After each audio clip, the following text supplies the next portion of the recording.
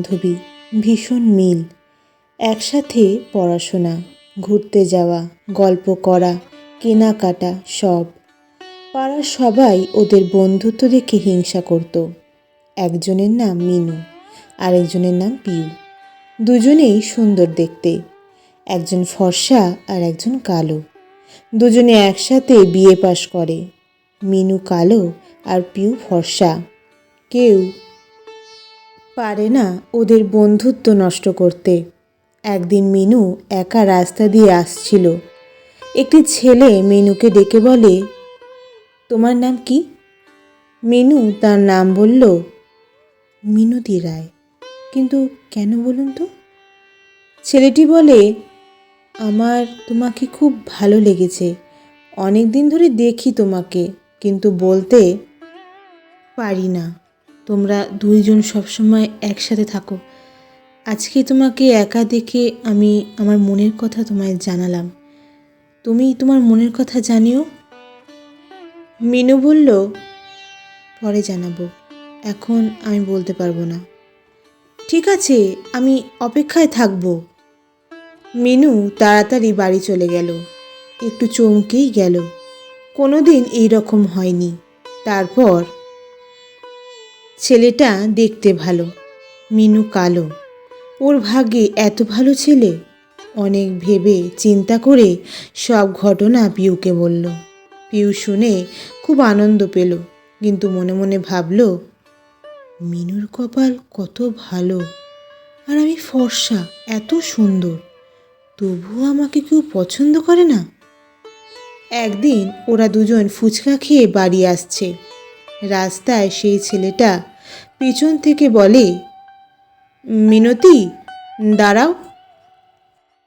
কি?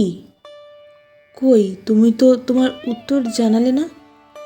পিউ সব দাঁড়িয়ে দাঁড়িয়ে দেখছে। মিনু বলল, হ্যাঁ, আমিও তোমাকে ভালোবাসি। তারপর মিনু তার বান্ধবী পিউকে ডেকে গৌরবের সাথে পরিচয় করিয়ে দিল। পিউ বলল, আচ্ছা, আপনি কি কাজ করেন? আমি ব্যাংকের চাকরি করি। বাহ মিনু, তোর কপাল ভালো। তারপর গৌরব নিজের বাড়ি চলে গেল। পিউর সারা রাত ঘুম নেই। হঠাৎ তার মনের মধ্যে একটা অদ্ভুত রকমের হিংসা তৈরি হলো। সে তখন ভাবতে থাকলো কিভাবে মিনুর থেকে গৌরবকে সরাবে। এদিকে মিনু তার বান্ধবী পিউকে কত ভরসা করে। একদিন পিউ রাস্তা দিয়ে একা যাচ্ছিল। হঠাৎ গৌরবের সাথে দেখা। পিউ তখন গৌরবকে ডাক দেয়। গৌরব, বলছি, তুমি মিনুকে সত্যি ভালোবাসো? হ্যাঁ, কেন বলো তো? আসলে ওর চরিত্র ভালো না। ওর একবার বিয়ে হয়েছিল, কিন্তু ডিভোর্স হয়ে গেছে। আর তাছাড়া তুমি এত সুন্দর, শেষে এই মেয়ে পছন্দ করলে? আচ্ছা পিউ, বলছি, মিনুর বাবার কি সোনার দোকান আছে? না, শুনেছিলাম ওর বাবা বিরাট বড় ব্যবসায়ী। কে বলল তোমাকে? আমার বাবা ব্যবসায়ী। সোনার দোকান আমার বাবার রয়েছে। ওর বাবা তো স্কুলের হেডমাস্টার। তাই নাকি? তাহলে আমি কি ভুল খবর পেলাম? কিসের খবর? ও কিছু না। তা এখন কি করব? এখন? আচ্ছা, আমাকে তোমার ভালো লাগে না? হ্যাঁ, ভালো লাগে। তুমি মিনতির থেকে কিছু কম যাও না। তুমিও সুন্দরী। তোমাকেও আমার খুব ভালো লাগে, কিন্তু মিনতি যদি জানতে পারে, যদি কিছু মনে করে, তখন কি হবে? ওর কথা বাদ দাও তো, শুধু অভিনয় করে। আমি তোমাকে ভালোবাসি, সেই জন্য তোমার কষ্ট আমি দেখতে পারছি না। চলো তাড়াতাড়ি, আজকেই মন্দিরে বিয়ে করি, তারপর মিনুর সাথে দেখা করতে যাব। গৌরব তারপর পিউর কথা মতো মন্দিরে গিয়ে পিউকে বিয়ে করলো। তারপর মিনতির কাছে গেল দুজনে। মিনতি দেখে অবাক। এ কি গৌরব, তুমি এটা কি করলে? কেন, তোমার মতো ডিভোর্সি মেয়েকে বিয়ে করিনি বলে? কে বলেছে আমি ডিভোর্সি? কেন? পিউ, তুমি বিবাহিত। নোংরা, ছি ছি। মিনু পিউকে বলল, তুই এই বন্ধুত্বের সম্পর্ক রাখলি?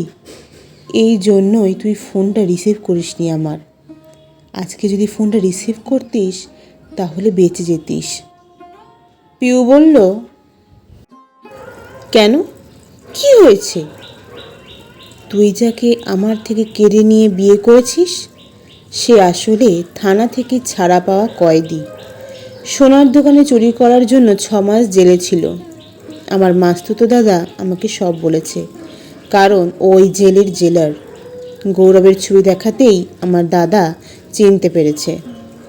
আর ও আমাকে ভালোবাসার জালে ফেলতে চেয়েছিল, কারণ ও জানতো যে আমার বাবার সোনার দোকান, তাই। কিন্তু আমার বাবার সোনার দোকান নয়, তোর বাবার সোনার দোকান। সেইটাই বলবো বলে তোকে বারবার ফোন করছিলাম, কিন্তু তুই ফোনটা রিসিভ করলি না। কিন্তু দেখ, আজ তোর নিজের লোভের জন্য তুই নিজেই মুশকিলে পড়লি। গৌরব যেটা চেয়েছিল তাই হলো, কারণ ও তোকেই প্রেমে ফাঁসাতে চেয়েছিল। গৌরব অবাক হয়ে গেছে যে মিনু সব জানতে পেরে গেছে। তখন সেই মুহূর্তেই মিনুর দাদা পুলিশ নিয়ে এসে আবার গৌরবকে ধরে জেলে পাঠিয়ে দেয়। পিউ কাঁদতে থাকে। মিনু বলে, পিউ, তুই সামান্য এই কারণে আমাদের বন্ধুত্ব নষ্ট করে দিলি? আমাকে ক্ষমা করে দে মিনু, আমি হিংসায় পাগল হয়ে গেছিলাম। আমাদের এই বন্ধুত্ব নষ্ট করে দিলাম। মিনু ওর দাদাকে বলল, দাদা, তুই তো কতদিন ধরে পিউকে ভালোবাসিস, এতদিন প্রকাশ করিসনি, চাকরি পাসনি বলে। আজকে তুই ভালো চাকরি করিস, পিউকে এই বিপদ থেকে বাঁচা, তুই ওকে বিয়ে কর। পিউ বলল, কি, মান্তুদা আমাকে পছন্দ করে? কই, তুই বলিসনি তো। না, আমাকে দাদাই বারণ করেছিল। যাই হোক, হয়তো আগের মতো সব সম্পর্ক তৈরি হবে না, তবুও তুই ভালো থাকিস বন্ধু।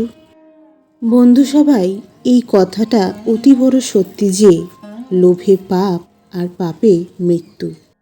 ধন্যবাদ। গল্প রচনা শ্রীমতী নন্দিতা দাস।